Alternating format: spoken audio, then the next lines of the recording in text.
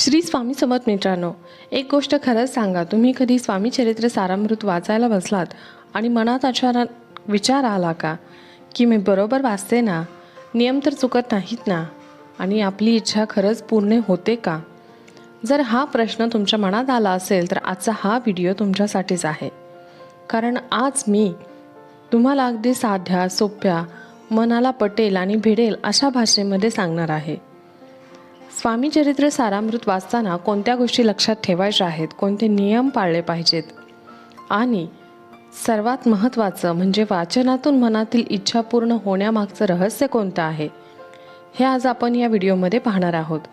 त्यामुळे हा व्हिडिओ मित्रांनो शेवटपर्यंत बघा.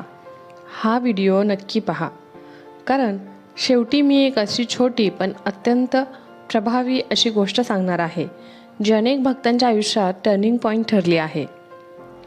जय श्री स्वामी समर्थ, जय श्री गुरु माऊली. कमेंटमध्ये नक्की लिहा. आजचा विषय खूपच खास आहे. स्वामी चरित्र सारामृत वाचताना या गोष्टी लक्षात ठेवा, खरंच तुमच्या मनातील इच्छा पूर्ण होतील. भक्तांनो, आपण खूप वेळा पाहतो, बघतो, काही लोक नित्य पाठ करतात, काही लोक पारायण करतात, काही लोक स्वामींचा अखंड जप करतात, पण तरीसुद्धा ते म्हणतात की मी इतकं वाचते पण मनासारखं काही होत नाही. आणि काही लोक अगदी साधं वाचन करतात पण त्यांचं आयुष्य आपल्याला बदलायला सुरुवात झालेली दिसते.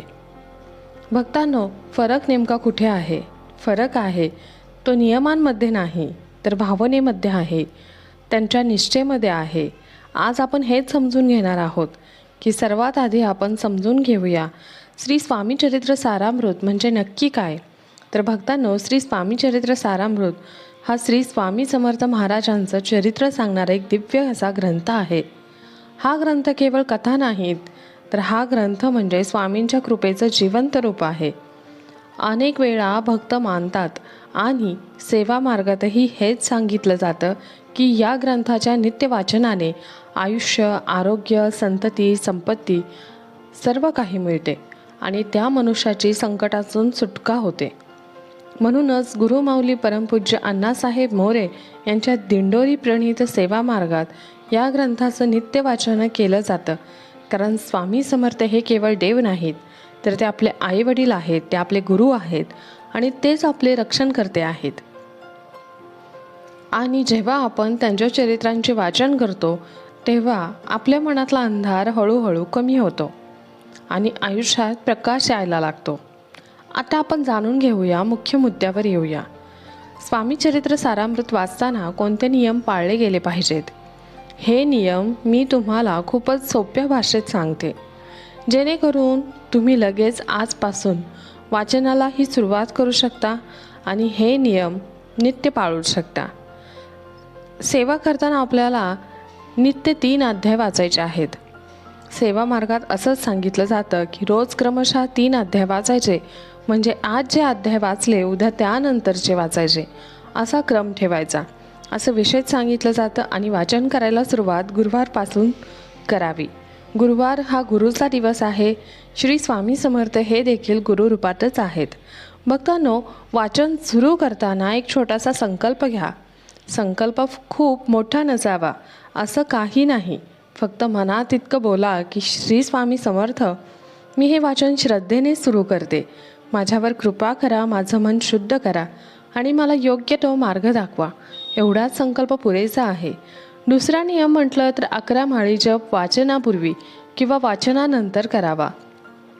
श्री स्वामी समर्थ या मंत्राचा 11 माळी जप करावा. आता काही लोक म्हणतील की 11 माळी म्हणजे खूपच वेळ लागेल, पण लक्षात ठेवा, आपण रोज मोबाईलवर किती वेळ घालवतो आणि विनाकारण दुसऱ्यांबद्दल बोलण्यात सुद्धा किती वेळ घालवतो. आपण रोज अनावश्यक गोष्टींवर खूप वेळ खर्च करत असतो. जर आपण स्वामींसाठी थोडा वेळ दिला तर स्वामी आपल्यासाठी आयुष्यभर वेळ देतात. श्री स्वामी समर्थ हा मंत्र फार शक्तिमान आहे. हा मंत्र म्हटला तर आपल्या मनाला आधार देतो, भीती दूर करतो आणि आपल्या घरामध्ये सकारात्मकता वाढवतो.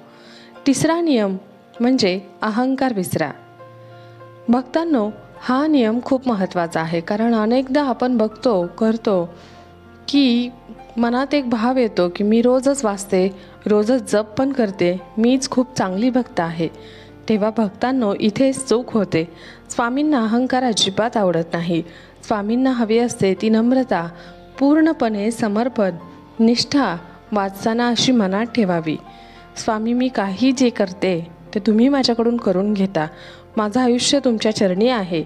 आणि जेव्हा हा भाव मनामध्ये येतो तेव्हा भक्तांचे संकट स्वामी स्वतःहून कमी करतात. ते आपोआप कमी व्हायला लागतात. चौथा नियम म्हणजे शुद्धता पाळा. वाचन करताना शक्यतो स्नान करून स्वच्छ कपडे घालून स्वामींचा फोटो किंवा मूर्तीसमोर बसून वाचा.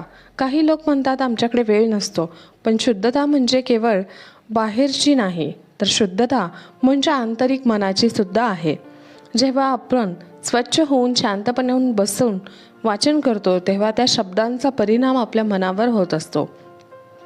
विशेषतः रात्री झोपण्यापूर्वी वाचन केलं तर शांत झोप लागते, मनही शांत होतं, घरामध्ये कलह कमी होतं. भक्तांनो, आपण समजून घेऊया की इच्छा पूर्ण होण्यामागचं रहस्य काय आहे. कारण आपण पूर्वी सांगितलं, शीर्षकात सुद्धा म्हटलं की मनातील इच्छा पूर्ण होतील.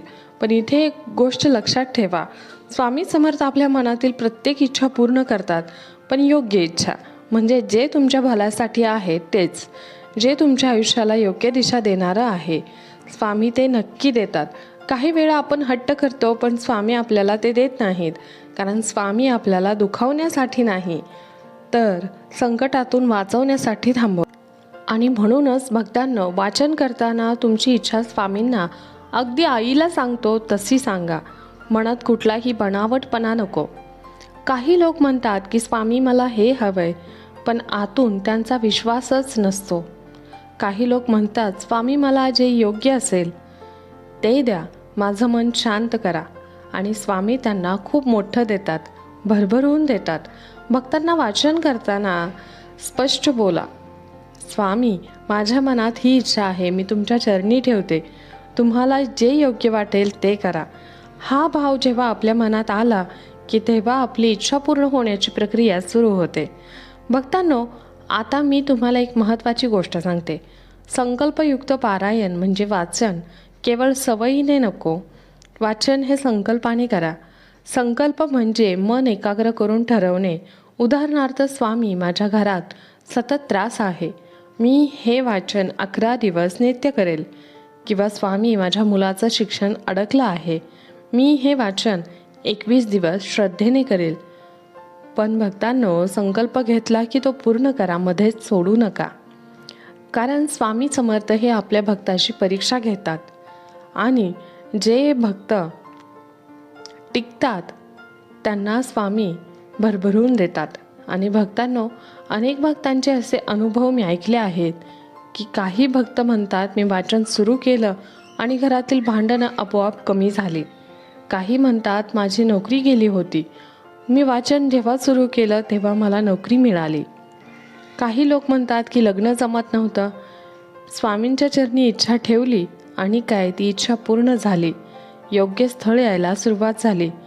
काही लोक म्हणतात की दारिद्र्याचा काळ होता, कर्ज वाढलं होतं, पण वाचन सुरू केलं तेव्हापासून हळूहळू मार्ग निघत गेला. भक्तांनो, हे चमत्कार नाहीत, तर ही स्वामींची कृपा आहे. पण ही कृपा मिळते जेव्हा नित्य आणि निष्ठा ठेवले जाते. आपला विश्वास असावा लागतो. भक्तांनो, आपण आता बोलूया गुरुमाऊली परमपूज्य अण्णासाहेब मोरे यांच्या मार्गदर्शनाबद्दल. कारण हा ग्रंथ दिंडोरी प्रणीत सेवा मार्गात अत्यंत महत्त्वाचा मानला जातो. गुरुमाऊली अण्णासाहेब मोरे हे स्वामी समर्थ गुरुपीठाचे पीठाधीश आहेत आणि त्यांच्या सेवा मार्गात स्वामींची नित्यसेवा, जप, पाठ आणि सामूहिक सेवा सर्व गोष्टींना खूप महत्त्व आहे. गुरुमाऊली नेहमी सांगतात, स्वामी ही शक्ती आहे आणि नित्यसेवा केली तर आपल्या जीवनाचं सोनं होतं. भक्तांनो, ही ओळ ऐकायला खूप साधी वाटते, पण याचा अर्थ खूप खोल आहे. कारण सेवा म्हणजे फक्त पूजा नाही, सेवा म्हणजे आपल्या मनाचा स्वामींच्या चरणी सतत संपर्क ठेवणे होय. सेवा म्हणजे आपल्या वागण्यात नम्रता आणणे. सेवा म्हणजे चुकीच्या गोष्टींपासून दूर जाणे. जेव्हा हे होतं तेव्हा आयुष्य आपोआप बदलायला लागतं. भक्तांनो, जर तुम्हाला गुरुपीठाशी संपर्क साधायचा असेल तर त्र्यंबकेश्वर नाशिक येथे गुरुपीठ आहे आणि संपर्क क्रमांक 025942340007. आता आपण येऊया वाचनाच्या फायद्यांकडे. कारण अनेक भक्त विचारतात फक्त वाचन केल्याने काय होतं. तर भक्तांनो, वाचनाचे फायदे खूप आहेत. मी तुम्हाला मुख्य फायदे सांगते. पहिला फायदा, संकटातून मुक्ती मिळते. कारण स्वामी चरित्रात जेव्हा आपण संकटांचे प्रसंग वाचतो तेव्हा आपल्याला समजतं की स्वामी संकटात साथ सोडत नाहीत. हा विश्वास आपल्याला आतून मजबूत करतो. दुसरा फायदा म्हणजे आरोग्य, संपत्ती आणि संतती मिळते. स्वामी समर्थ हे भक्तांच्या प्रत्येक गोष्टीची काळजी घेतात. तिसरा फायदा म्हणजे दिव्य ज्ञान प्राप्त होतं. म्हणजे आपलं मन हळूहळू बदलतं. आपला राग कमी होतो, आपली भीती कमी होते आणि आपल्याला वाटणारी आपली स्वतःची असुरक्षितता कमी होते. आणि चौथा फायदा म्हणजे मन शांत होतं. आजच्या काळात या गोष्टीची सर्वात मोठी गरज आहे. मनशांती. आणि स्वामी चरित्र सारामृत वाचलं की मनात एक वेगळाच आधार तयार होतो.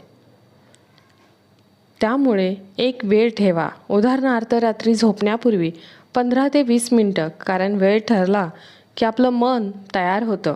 दुसरी टीप म्हणजे वाचन करताना मोबाईल बाजूला ठेवा.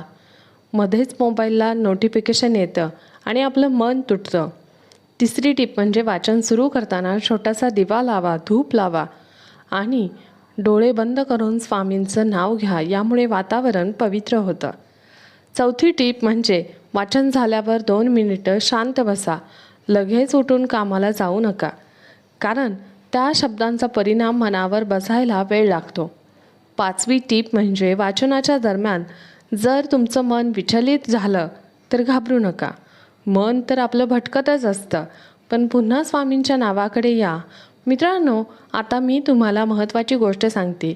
ती म्हणजे वाचन करताना एक गोष्ट नेहमी करा, कृतज्ञता बाळगा. म्हणजे तुमचं आयुष्य कितीही कठीण असलं तरी स्वामींना दररोज एकदा म्हणा, स्वामी जे काही आहे त्याबद्दल धन्यवाद. आणि तुम्हाला विश्वास बसणार नाही, पण जेव्हा कृतज्ञता येते तेव्हा स्वामींची कृपा खूप वेगाने सुरू होते. कारण स्वामींना भक्तांचे रडणं ऐकायला त्रास नाही, पण स्वामींना भक्तांचा विश्वास खूप प्रिय आहे.